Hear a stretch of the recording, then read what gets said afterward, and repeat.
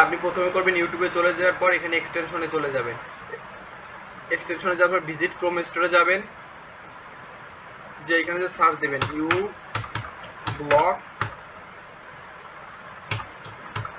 Block origin, যার পর এই প্রথমটা ইনস্টল করে নেবেন। দেখেন এই যে অ্যাড টু ক্রোম করে নেবেন, এইখানে অ্যাড এক্সটেনশন দিয়ে দেবেন।